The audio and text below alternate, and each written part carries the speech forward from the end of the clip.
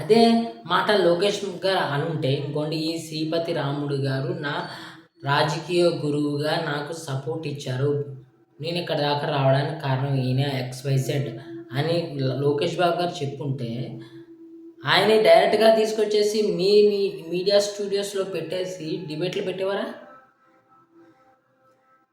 మరి ఇక్కడ ఎందుకు జరగలేదు?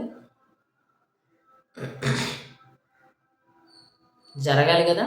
మరి ఈ వివక్ష ఎందుకు వస్తుంది? ఈ వివక్ష ఎందుకు వస్తుందంటే మన జన సైనికులు కూడా అర్థం చేసుకోవాల్సింది ఏంటంటే అలయన్స్ అంటే ప్రజలకు, అది ప్రభుత్వం ప్రజలకి.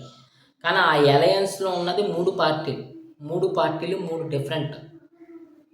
సో ఒక పార్టీ ఇంకొక పార్టీని తొక్కే అనేది ఎప్పుడూ ఉంటుంది. దాన్ని మీడియా కూడా అందిపుచ్చుకుంది. న్యూట్రల్గా ఉండాల్సిన మీడియాస్ కూడా అందిపుచ్చుకున్నాయి అంతే. అదే అనుకోవాలి, దానికి మించి ఇంకేం లేదు. ఇంకా రెండో పాయింట్, మీరు ఇచ్చిన విశ్లేషణలో పవన్ కళ్యాణ్ గారిని మెజారిటీ టచ్చే చేయలేదు. కొంతమంది ఒకే ఒక్క ఛానల్ టచ్ చేసింది. అది ఎలా ఉందంటే టచ్ అండ్ గోలా ఉంది. అసలు నేను ఒక చిన్న విశ్లేషణ ఇస్తాను. 2014లో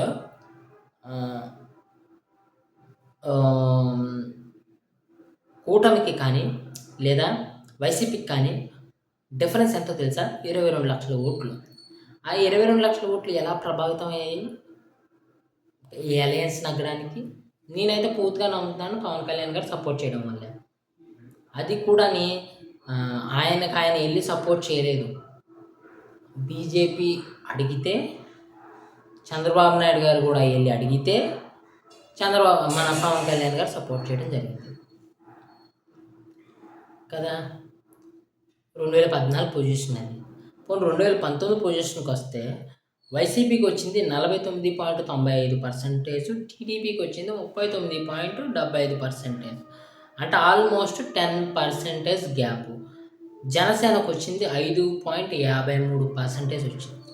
అంటే ఈ 10% గ్యాప్లో ఆల్మోస్ట్ 6% జనసేన లక్కు పోయింది. చాలా వీడియో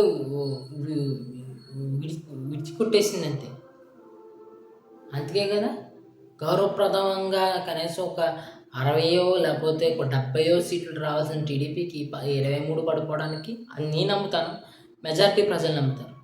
ఆ పాయింట్ ఎందుకు టచ్ చేయలేదు? పోనీ అది మీకు ఆల్మోస్ట్ తామోషిగా ఉంది 14, 19 కూడా. మరి 24 ఎందుకు టచ్ చేయరు మీరు? 24లో చూసుకుంటే కూటమిలోనే టీడీపీకి వచ్చింది 45%, జనసేనకు వచ్చింది 6%, బీజేపీకి వచ్చింది 1%, వైసీపీకి వచ్చింది 39%. ఇక్కడ జనసేనకు ఒరిగింది ఏమీ లే, ఎందుకంటే తను తీసుకున్నది 21 సీట్ల వల్ల ఎస్ నొప్పుకుంటా. కానీ చాలా భారీ ట్రాన్స్ఫర్ టీడీపీకి జరిగింది జనసేన నుంచి. నేను అది క్లియర్గా కాకపోతే చూసుకోండి. ఎందుకంటే టీడీపీకి 39% 2019లో వచ్చినప్పుడు, 2024లో 45% వచ్చినప్పుడు 6% వచ్చింది. అంటే ఒక 3% నిజంగా వాళ్ళ గ్రోత్ పెరిగింది అనుకున్నా, ఇంకొక 3% గ్రోత్ ఎవరి వల్ల వచ్చింది? జనసేన వల్ల కదా వచ్చింది. అది నువ్వు రికగ్నైజ్ చేసి చూపించాలిగా. మీరు రికగ్నైజ్ చేసి చూపించరు.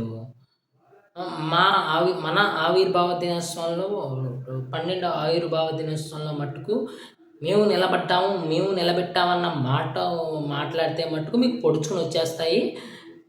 మీరు డైరెక్ట్గా మాట్లాడకపోయినా మీ యూట్యూబ్ కింద పనిచేసే యూట్యూబ్ ఛానల్స్లోనూ సోషల్ మీడియాలోనే తెగగిరేస్తారు. ఆయన అలా అనకూడదు, కూటమిలో ఉన్నప్పుడు ఎలా అనకూడదు, అలా అనకూడదు.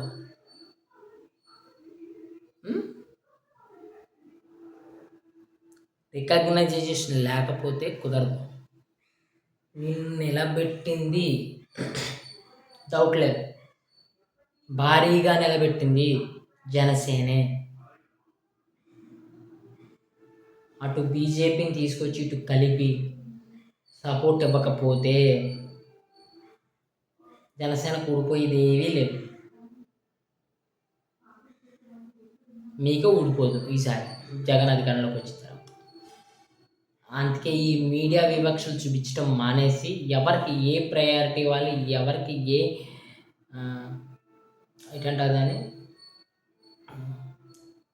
క్రెడిట్ ఇవ్వాలి, పర్ఫెక్ట్ క్రెడిట్ ఇవ్వాలనేది తెలుసుకుని మెలిగితే జనసేన కార్యకర్తల నుంచి కూడా ఇబ్బందులు రావు, అంతా సాఫీగా సాగుతుంది. నా వీడియోస్ కనుక నచ్చితే లైక్ చేసి, షేర్ చేసి, సబ్స్క్రైబ్ చేసుకోండి. Thank you.